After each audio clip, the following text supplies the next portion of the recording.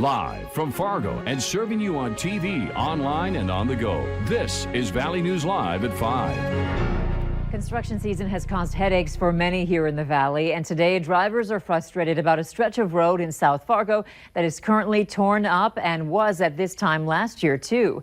Valley News Team's Katie Opperly joins us now on 32nd Avenue South, right outside of Essentia Hospital, where traffic has been reduced to one lane. Katie, what's happening? Andrea, I'm out here on 32nd Avenue, as you said, and as you can see, the cars behind me are just lined up down the street. This is because they have reduced this road down to one lane as they fix potholes and other damages that have happened to this road, and they're hoping to make those fixes, and that's what they're doing currently. But in doing this, they have created quite the backup of traffic. I've seen plenty of frustrated drivers honking horns and just overall frustration from these drivers. They are expected to finish this project in this segment on June 7th, but they are in a couple of weeks starting the second phase east of 25th Street. I'm going to continue to monitor the conditions out here, but I'm going to send it back to you. Reporting live in Fargo, Katie Opperly, Valley News Live. All right, thank you, Katie. We have more information about this road closure and others on our website, valleynewslive.com. Special counsel Robert Mueller broke his silence on the Russia investigation, speaking for the first, and he says only time on this matter. Mueller declined to clear President Trump of wrongdoing, but confirmed Russian meddling in the 2016 presidential election. CBS's Nicole Killian has more from the Justice Department.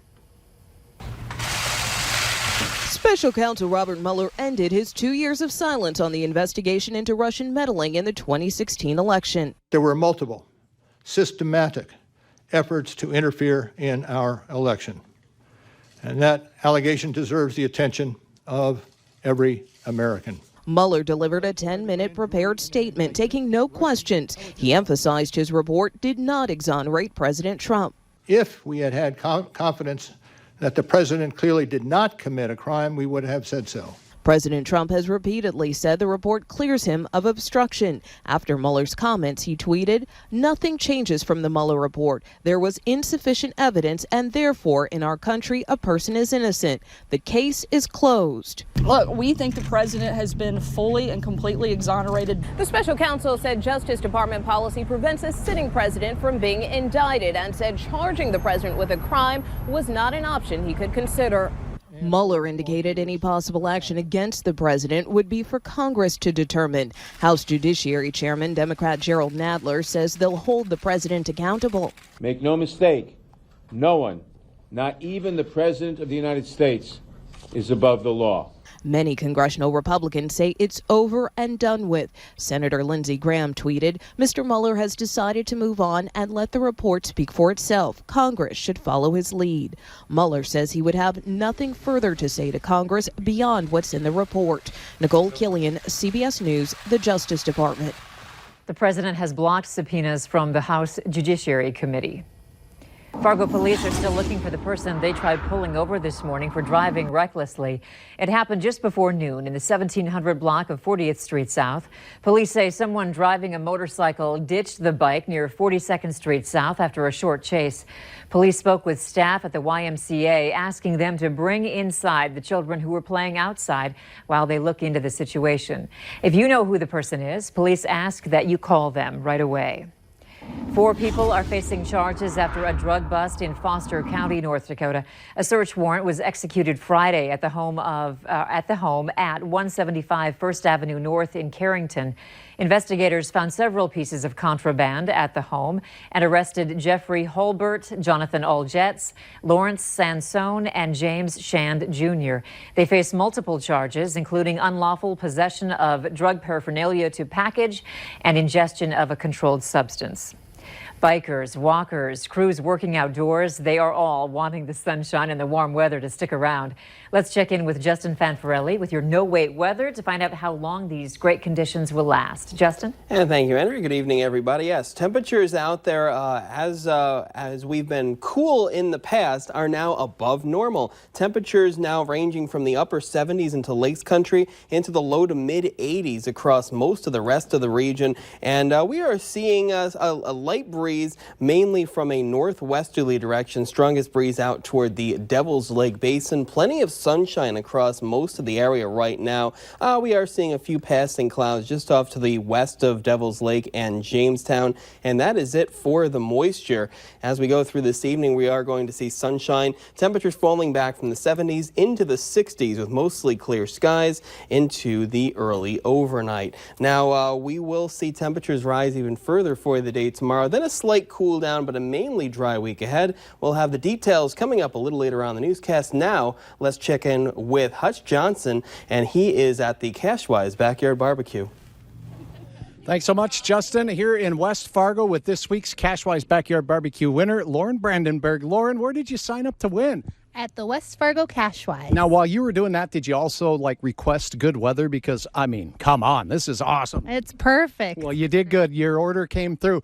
Who are all these hungry people back here? My friends and parents are here today. Wonderful. Well, it looks like a good and hungry group, and Cashwise has brought the steaks, and Mother Nature has really put the pedal to the metal with temperatures here across the valley. Perfect weather for a barbecue in your backyard as well. Head over to Cashwise, sign up in the meat department. Maybe we'll be in your backyard next week. But for now, we'll toss it back to Andrea in the nice air-conditioned studios of Valley News Live. All right. Thank you, Hutch. See you soon.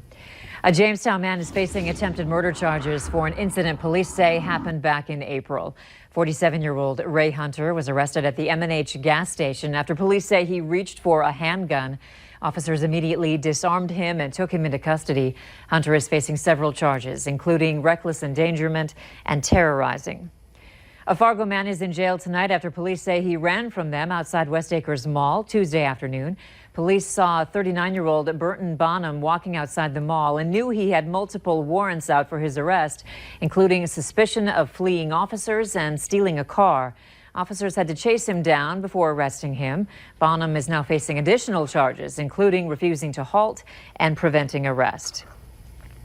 A 14-year-old boy from Fergus Falls has now been eliminated in the third round of the Scripps National Spelling Bee in Washington, D.C.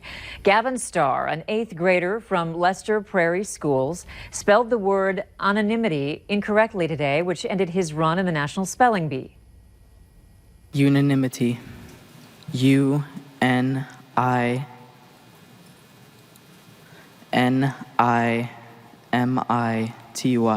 Unanimity. Unanimity is spelled U-N-A-N-I-M-I-T-Y.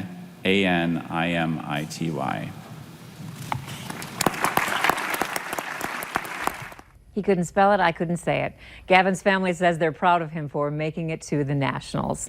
Some good news for Jeopardy host Alex Trebek and his fight against pancreatic cancer. His doctor says he's now in near remission, and his response to the treatment is mind-boggling.